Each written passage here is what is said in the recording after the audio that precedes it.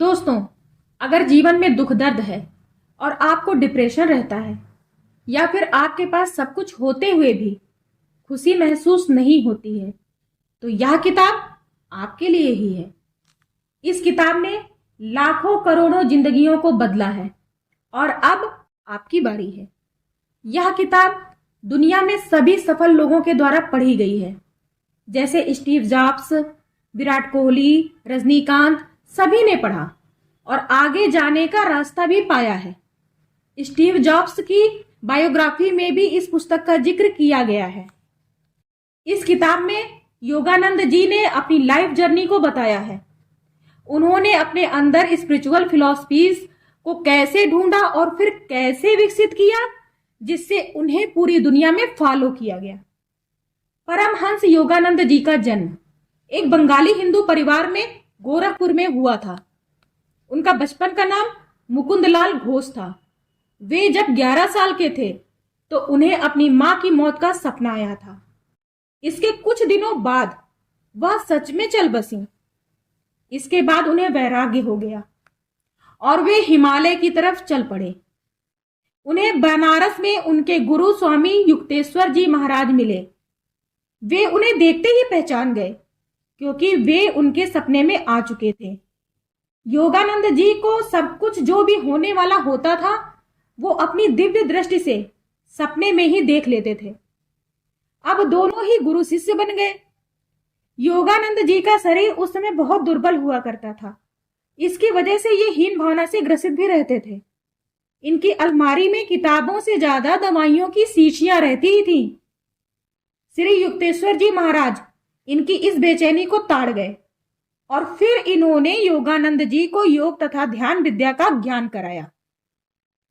धीरे धीरे इनका शरीर सुधरने लगा और सकारात्मक भावनाएं इनमें आती गईं। उन्हें कभी कभी आवश्यक सांसारिक कार्यों को करने के लिए संघर्ष भी करना पड़ता था। यद्यपि योगानंद जी हिंदू थे, फिर भी वे सभी धर्मों का सम्मान करते थे, उनके प्रति सहानुभूति भी रखते थे। वह अक्सर ईसा मसीह जी की शिक्षाओं को भी साझा करते थे। धर्म से परे जाने की उनकी आदत ने कई भक्तों को आकर्षित किया और उन्हें जनता के बीच सम्मान दिलाया। वाणी की दयालुता और सही सलाह, ईमानदारी से दूसरों को खुश करना ही सच्ची महानता का प्रतीक है। योगानंद जी का मानना है कि यदि किसी का उपहास बनाना, उसकी आत्मा को ठेस पहुंचाना, यह सब कुछ घृणित है। वर्तमान पर आपका नियंत्रण होना बहुत जरूरी है। अच्छे से जीवन जीना एक कला है जो कि विकसित करनी पड़ती है। अपने सदकर्मों के माध्यम से योगानंद जी अपनी इस पुस्तक में बताते हैं कि पुनर्जन्म एक विकासवादी प्रगति का हिस्सा है। कभी कभी इंसान जानवर बनकर भी आते रहते हैं, लेकिन सिर्फ तभी तक जब तक कि वो जानवरों की दुनिया का पाठ नहीं पढ़ लेते हैं। धरती पर दोबारा आना एक शरीर के अंदर योग दर्शन की एक महत्वपूर्ण अवधारणा है और ये कर्म के साथ ही काम करता है, जो कि बाइबिल की एक अवधारणा जैसा बोओगे वैसा काटोगे पर आधारित है। योगानंद जी की अवधारणा की व्याख्या बहुत ही सरल व स्पष्ट है। वो अपने पाठकों को समझाने में मदद करते हैं कि क्यों उनका जन्म हुआ है, उनका सच्चा लक्ष्य क्या है और वो अपने लक्ष्य को कैसे हासिल कर सकते हैं। दोस्तों, योगानंद जी ने अपनी इस पुस्तक में ये बखूबी समझाया है कि बेचैनी के पलों में जीने से अच्छा ये है कि आप अपनी खुद की जरूरतों पर और ईश्वर के ऊपर फोकस करिए, जिससे आपको आगे बढ़ने का मार्ग मिल सके। उनका कहना है कि ऊंचा उठने का मतलब ये नहीं है कि आप दुनिया को ही नकार दें। इससे आप अपने जीवन में संतुलन नहीं बना पाएंगे। आपके शरीर में, दिमाग में और आत्मा में, हर चीज में ही ईश्वर विद्यमान है। हमें ये प्रार्थना की जरूरत नहीं है कि हमें भगवान मिल जाएं। भगवान हमारे आसपास नहीं बल्कि हम में ही है।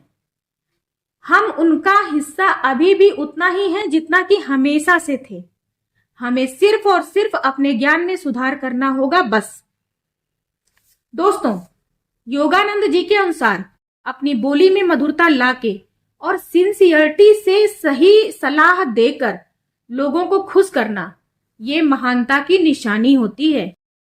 बीते कल को भूल जाइए, क्योंकि ये आपके हाथ से निकल चुका है। और आने वाले कल को भी भूल जाइए, क्योंकि ये आपकी पहुंच से बहुत ही दूर है। अब बचा आपके पास प्रेजेंट, तो इसे कंट्रोल करने की कोशिश करें। यही बेस्ट वे है जीने का बुद्धिमानों के लिए। हम सभी की अतिचेतन अवस्था इस भ्रम से मुक्त है।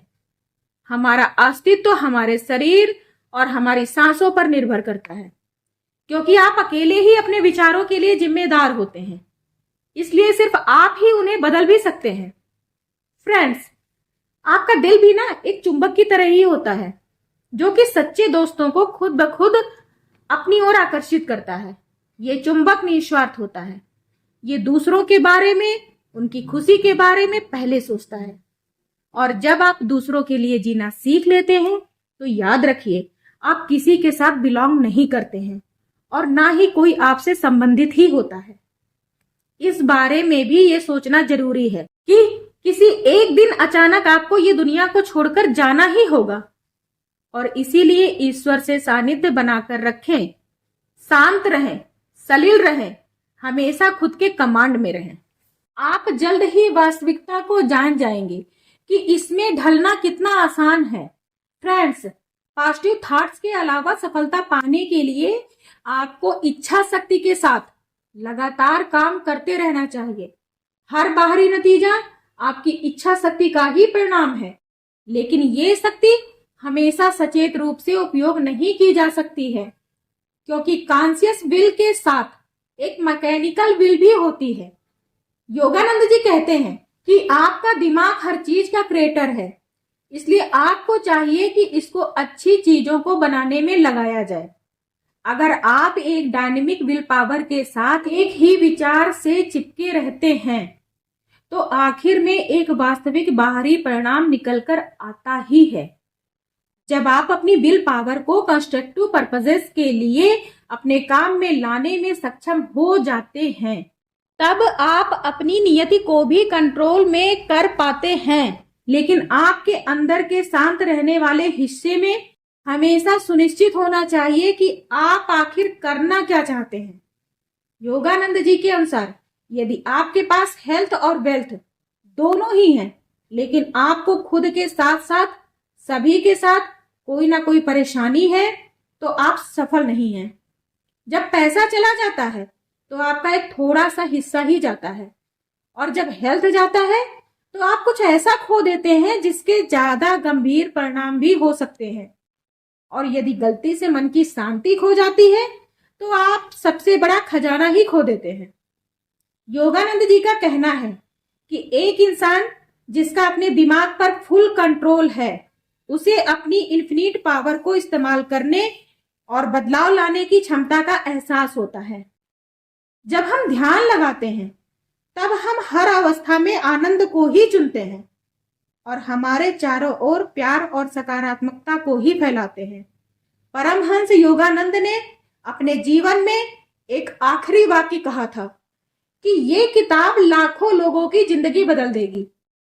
ये मेरे चले जाने के बाद मेरे मैसेंजर के रूप में काम करेगी, जो कि सत्य है।